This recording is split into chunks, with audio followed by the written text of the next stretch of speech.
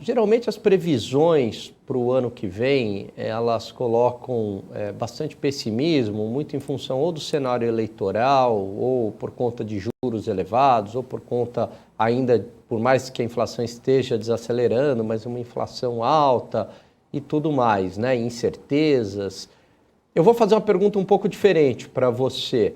O que a gente poderia ter de surpresas positivas, né? Que poderia ter um crescimento maior ou menos pior no ano que vem? E aproveito e te pergunto qual que é a previsão de crescimento da instituição da FEComércio aí de Minas Gerais para o PIB do ano que vem.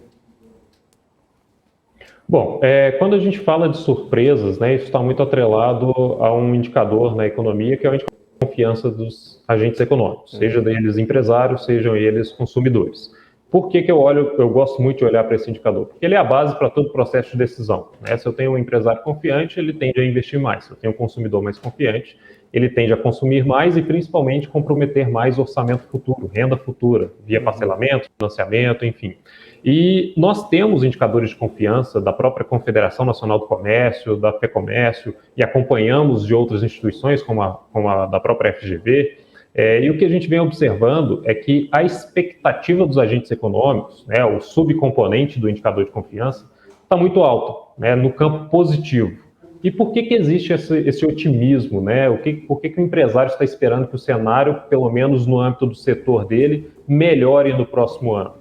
Na perspectiva desse empresário, o pior já passou. Nós tivemos aí uma pandemia, uma crise sanitária, que se combinou e acabou originando uma crise econômica e gerou um cenário altamente adverso. E aqueles que sobreviveram a esse período têm a confiança, acreditam que a atividade econômica e o processo de flexibilização da atividade vai possibilitar essa retomada de forma mais contundente. Então, os indicadores de confiança, quando a gente olha para os seus componentes, trazem uma expectativa muito otimista por parte desses agentes. Se você pegar, por exemplo, o último indicador de confiança da Confederação Nacional do Comércio, a nível nacional, para o setor varejista, está em quase 140 pontos. É um indicador que varia de 0 a 200, quanto mais acima de 100, mais confiante esse empresário está. E durante a pandemia, esse indicador chegou abaixo de 100. Então, isso pode gerar uma surpresa, por quê? Porque o empresário mais confiante, ele tende a investir mais, ele acredita que o cenário pode melhorar, então ele vai abrir uma planta industrial, ele vai abrir um novo ponto comercial, vai contratar mais pessoas, vai investir no seu mix de produtos, então ele vai demandar mais ao atacado,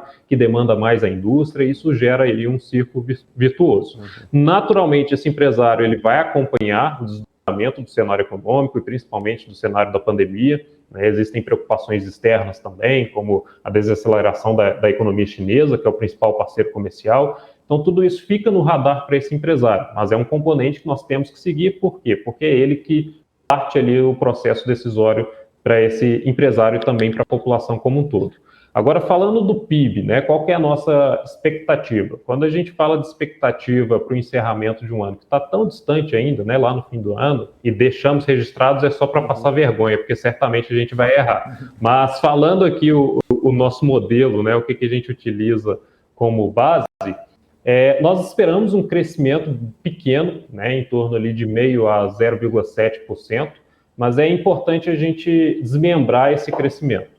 Quando a gente fala de PIB, nós temos aí até estudos da própria FGV, do IBGE, que apontam para dois principais componentes dentro desse indicador de atividade econômica. Uma parte é o PIB que nós chamamos de cíclico, né, que é muito sensível aos ciclos econômicos e a todas as decisões tomadas no âmbito da política monetária, política fiscal, cambial, enfim. Mais ou menos 65% do PIB vem desse PIB cíclico e o outro é o PIB exógeno, né, que não responde a não tem essa sensibilidade aos ciclos econômicos. E quando a gente analisa esses modelos para o próximo ano, existe uma perspectiva negativa quanto ao PIB cíclico, justamente por conta dessa política monetária mais restritiva. O Banco Central já sinalizou que vai aumentar a taxa básica acima do juro neutro, isso vai gerar um processo muito forte de desaceleração da economia, então a resposta da atividade econômica tende a ser naturalmente negativa. Então o PIB cíclico ele deve contribuir ali com um desempenho negativo para o indicador final, cerca ali de 0,6 pontos percentuais negativos. Já o PIB exógeno, que é aquele que vai com a atividade econômica mesmo, né, que aconteçam políticas restritivas, enfim, é o próprio crescimento dos setores econômicos, deve gerar ali um crescimento de cerca de 1,3 pontos percentuais. Então, somando os dois, nós temos um crescimento a partir do modelo de 0,7%, mas é importante a gente destacar que esse 0,7% ele já consolida o carregamento estatístico, que é o que a gente chama aí de carry-over. Então, se nada acontecer em 2022, o modelo aponta para um crescimento de 0,4%. E se nosso modelo está apontando 0,7%, quer dizer, então, que na prática a gente tem um crescimento de 0,3%, né, o que chega ali a um processo bastante estagnado.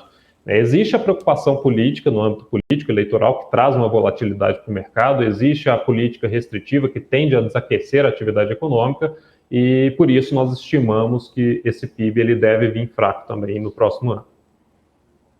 Eu achei interessante que você trouxe esse dado de expectativas, indicador de confiança por parte dos empresários, mostrando um otimismo, porque geralmente, né, até a esse debate de que esses indicadores de confiança, eles refletem muito mais o agora do que o futuro, né, na medida em que você é contaminado pela situação agora e projeta isso para o futuro. Então, achei bastante interessante você ter trazido esses indicadores mostrando um otimismo, né, dissociado da situação agora, né, que mostra bastante pessimismo, né? Exatamente. E quando você abre os indicadores, né, na sua composição, todos os seus dados desagregados, de certa forma, de fato, quando a gente avalia os indicadores de condições atuais, seja para a economia, seja para o setor, seja para o negócio desses empresários, a avaliação é negativa. Agora, quando a gente projeta isso para 3, 6 meses à frente, a expectativa ela já vai para o campo positivo para todos esses 3 recortes, seja para a economia, seja para o setor e seja para o próprio negócio. E, naturalmente, o empresário ele vai acompanhando esse desdobramento da conjuntura e pode ser que esses indicadores se revertam. Mas, a princípio, eles estão no campo positivo. Isso traz um certo otimismo, porque as decisões para investimento no futuro também são tomadas com base nessas perspectivas.